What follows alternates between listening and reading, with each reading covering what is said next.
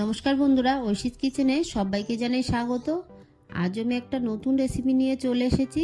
আজ আমি দেখাবো দিদিমা ঠাকুমাদের হাতের পুরানো দিনের বিউলির ডালের রেসিপি। এই শীতে এইভাবে বিউলির ডাল একবার বানিয়ে খেয়ে দেখুন, এটা খেতে অসাধারণ লাগে।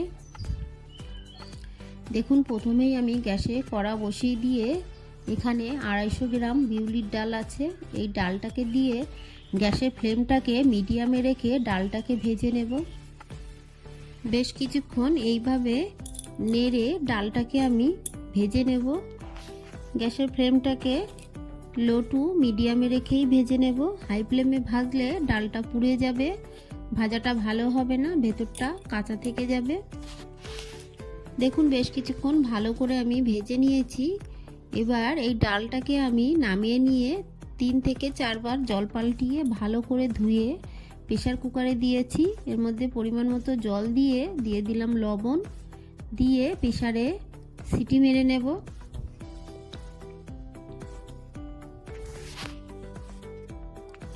আমার এখানে 7 থেকে 8টা সিটি লেগেছে।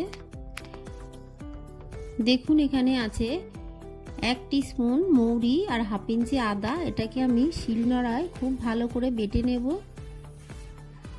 আপনাদের প্রেসার কুকারে যেমন সিটি লাগে সেই মতোই সিটি দেবেন, তবে ডালটাকে খুব বেশি ঘেটে ফেলবেন না, একটু গোটা গোটা রাখবেন। এই ডাল একটু গোটা গোটা থাকলেই খেতে বেশি ভালো লাগবে। দেখুন, 8টা সিটি দেওয়ার পর প্রেসারের ঢাকনাটা খুলে বেশ কিছুক্ষণ এইভাবে হাতা দিয়ে ডালটাকে ঘেটে নেব। আপনারা চাইলে একটা পাত্রে নামিয়েও ডালটাকে ভালো করে ঘেটে নিতে পারেন। ভালো করে আমি ঘেটে নিয়েছি। তারপরের মধ্যে দিয়ে দেব পরিমাণ মতো জল। আপনারা যেমন ডাল খেতে চান, ঘন বা পাতলা, সেই মতোই জলটাকে দেবেন। জলটাকে দিয়ে ভালো করে নেড়ে নামিয়ে নিয়ে গ্যাসে আমি আরও একটা কড়া বসিয়ে দিলাম। দিয়ে এর মধ্যে দিয়ে দেব সর্ষের তেল। এই তেলটাকে গরম করে নেব। তেলটা গরম হয়ে গেছে, দিয়ে দিলাম 2টো শুকনো লঙ্কা। ফোড়নটাকে আমি কয়েক সেকেন্ড নেড়ে ভেজে নেব। ফোড়নটা ভাজা হয়ে গেছে। এই সময় হাফ টিস্পুন মৌরি আর 2টো তেজপাতা আমি ফোড়ন দিয়েছি। এটা আমার স্কিপ হয়ে গেছে, আপনারা অবশ্যই দেবেন। দিয়ে ফোড়নটাকে ভালো করে ভেজে নিয়েছি। এরপর আমি যে মৌরি আর আদা বেটে রেখেছি সেটাকে দিলাম। গ্যাসের ফ্লেমটাকে লো করে দিয়ে কয়েক সেকেন্ড নেড়ে নেব। খুব বেশি কড়া করে এই মশলাটাকে ভাজবেন না, কয়েক সেকেন্ড নেড়ে নিয়েই দিয়ে দেব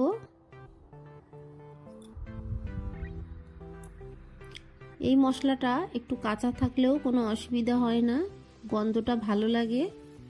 আপনারা চাইলে এই ডালের মধ্যেও মিশিয়ে দিতে পারেন।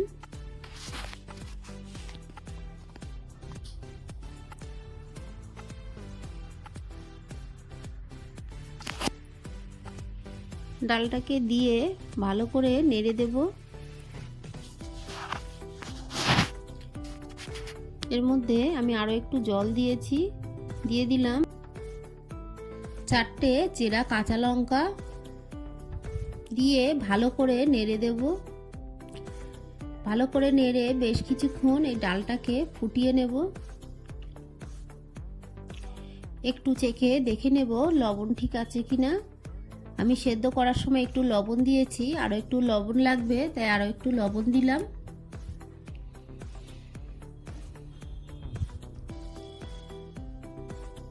আবারও একটু ভালো করে নেড়ে দিলাম।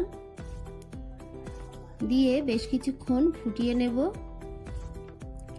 কিছুক্ষণ পর আবারও একটু নাড়বো। দেখুন, ডালটা কেমন গোটা গোটা আছে, এরকমই কিন্তু করতে হবে, তাহলে ডালটা খেতে ভালো লাগবে।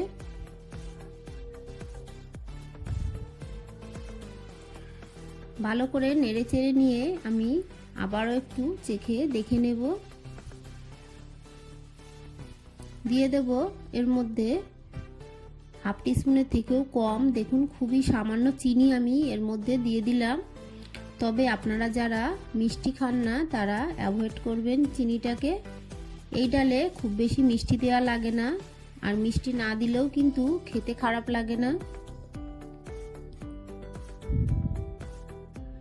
কিছুক্ষণ আমি ফুটিয়ে নেওয়ার পর আবারও একটু চেখে দেখে নিলাম, এর মধ্যে আবারও একটু লবণ দেব, লবণ লাগবে। আমি একবারে বেশি করে লবণ দিলাম না, যেহেতু 2-3 বারে লবণ দিলাম তাই অল্প অল্প করে দিলাম। এই ডালে খুব বেশি মশলা দেওয়ার প্রয়োজন হয় না, এই অল্প মশলায় কিন্তু এই ডাল খেতে অসাধারণ হয়। আপনারা একবার হলেও বাড়িতে এইভাবে এই ডাল রান্না করে খেয়ে দেখবেন।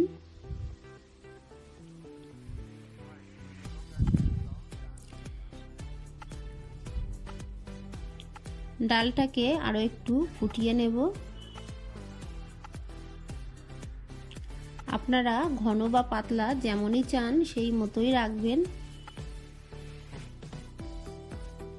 মাঝে মাঝেই ডালটাকে নেড়ে দেব, না হলে ডালটা তলায় লেগে যাবে।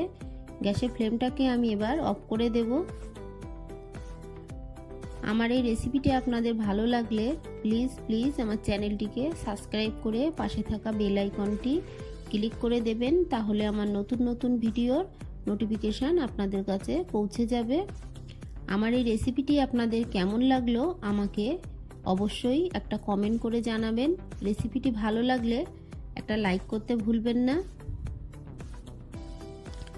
পুরো ভিডিওটা দেখার জন্য সবাইকে জানাই অসংখ্য ধন্যবাদ। ভালো থাকবেন।